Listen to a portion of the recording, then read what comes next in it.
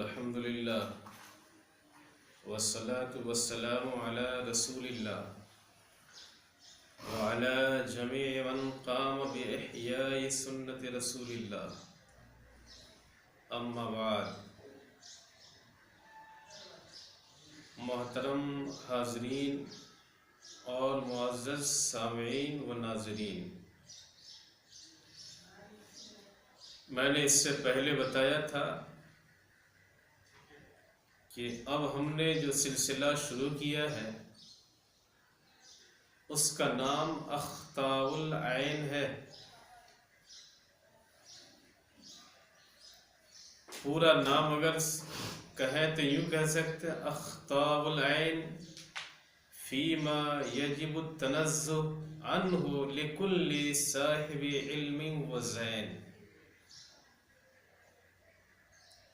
آج اسی سلسلے کی کئی کڑیاں آپ حضرات کے سامنے آئیں گی. ہمارے معاندین جنہوں نے اذان خطبہ کے اندر ہونے کا قول کیا ہے، جب میں نے فقہا کی عبارتیں پیش کی تو کہا کہ بحر الرائق جلد اول میں یہ ہے لا یؤذن فی المسجد، اور جلد ثانی میں ہے بین یدیہ. میں نے اس کا جواب پہلے ہی دے دیا ہے کہ بین یدیہ کے لیے مسجد کے اندر ہونا ضروری نہیں. جب مسجد کے دروازے پر بھی ہوگا پھر بھی بین یدیہ ہے، اور مسجد کا جو دروازہ ہے وہ موضع الصلاۃ نہیں، اس حساب سے خارج مسجد ہے. لہذا جب دروازے پر اذان دی جائے گی تو لا یؤذن فی المسجد بھی ہے اور بین یدیہ بھی ہے. یہی فقہ حنفی ہے. لیکن جن کی سمجھ میں آتا ہی نہیں ان کے تعلق سے زیادہ بولنا بھی بیکار اور لغو معلوم ہوتا ہے.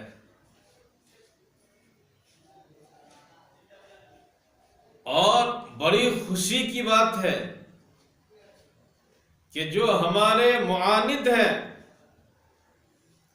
انہوں نے بھی یہ تسلیم تو کر لیا ہے کہ علی باب المسجد بین یدیہ ہے.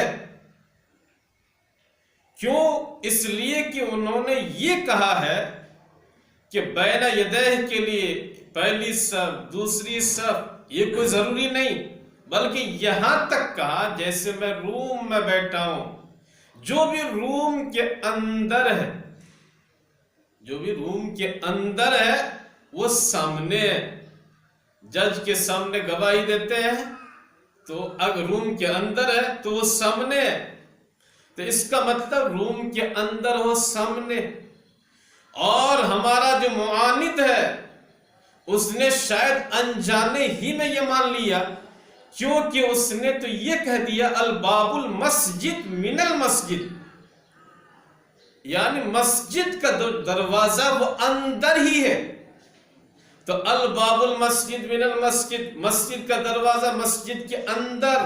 اور دوسرے کلپ میں فرما رہے ہیں کہ جب مسجد کے اندر ہوگا تو بین یدیہ ہوگا.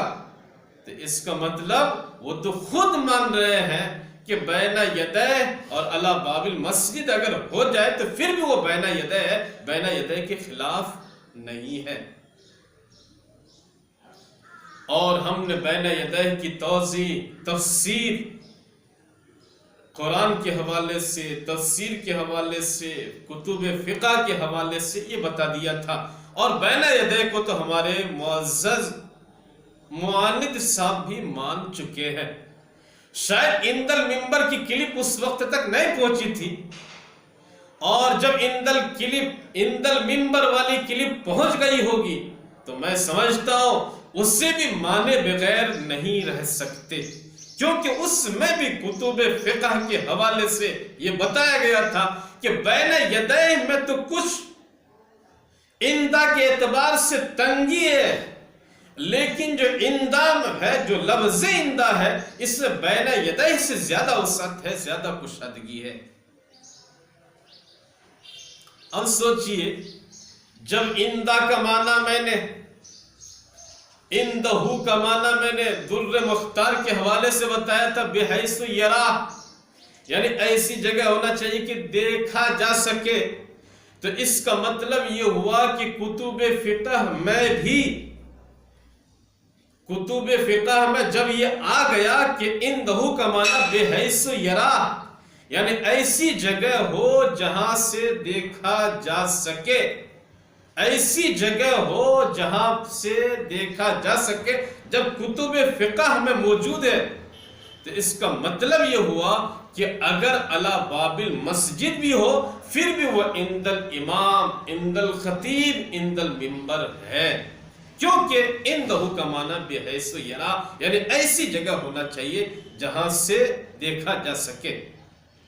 تو جب یہ بات ثابت ہو گئی کہ دروازے پر بھی اگر رہے تو وہ بھی اندہو ہے، تو اب یہ کہنا وَلَمْ أَجِدْ فِي أَيِّ مِنَ الْكُتُبِ الْحَنَفِيَّةِ التَّصْرِيحَ بِأَنَّ عِنْدَ الْمِنْبَرِ أَوْ بَيْنَ يَدَيْهِ، اب اس کی کوئی حیثیت نہیں، یہ صرف بس شاید اپنی دھاک جمانے کے لیے بنگلہ کے بیچ میں عربک عبارت کو گھسا دی گئی، تاکہ لوگ سمجھے باپ رے باپ اتنی عربی عبارت ہے، شاید ٹھیک ہی ہوگی۔ تو رب کریم کی بارگاہ میں دعا کو کہ پروردگار ہمیں بین یدہ اور عند المنبر یا عند الخطیب کے معنی کو کما حق کو سمجھنے اور سمجھانے کی توفیق عطا فرما۔ وما علینا الا البلاغ المبین۔